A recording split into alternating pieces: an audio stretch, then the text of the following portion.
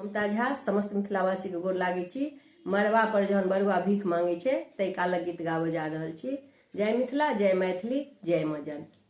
मरवा पर बैसल छैथ बरुआ भिखारी बनि कऽ। मरवा पर बैसल छथि बरुआ भिखारी बनि कऽ। बरुआ भिखारी बनि कऽ। बरुआ भिखारी बनि कऽ। मरवा पर बैसल छैथ बरुआ भिखारी बनि कऽ। बरुआ के दादी भीख नेने ठाढ़ छथि। बरुआ के दादी भीख नेने ठाढ़ छथि।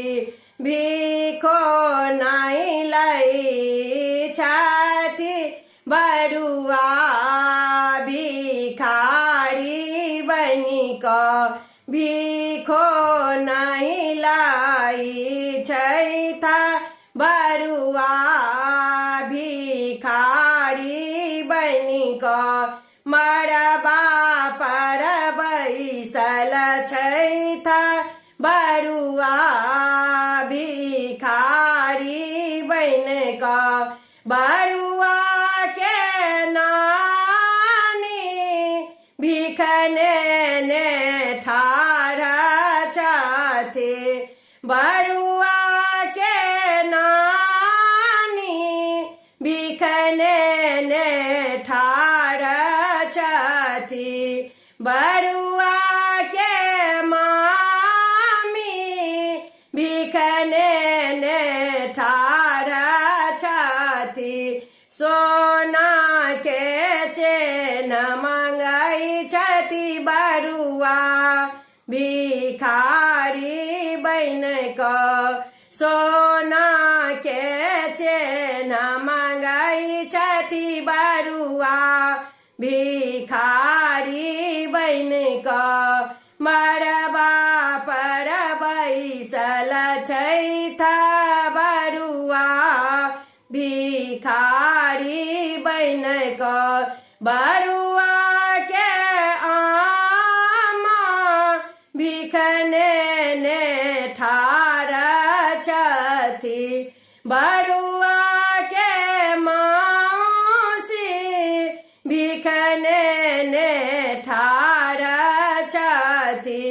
भीख में मांगै छथि अंगूठी भिखारी बनि कऽ। भीख में मांगै छथि अंगूठी भिखारी बनि कऽ। मरवा पर बैसल छथि बरुआ भिखारी बनि कऽ। बरुआ के पीसी भीख नेने ठाढ़ छथि। बरुआ के पीसी भीख नेने ठाढ़ छथि। बरुआ के दीदी भीख नेने ठाढ़ छथि। भीख संग आशीष मांगे बरुआ भिखारी बनि कऽ। भीख संग आशीष मांगे बरुआ भिखारी बनि कऽ। मरवा पर बैसल छथि बरुआ भिखारी बनि कऽ। धन्यवाद।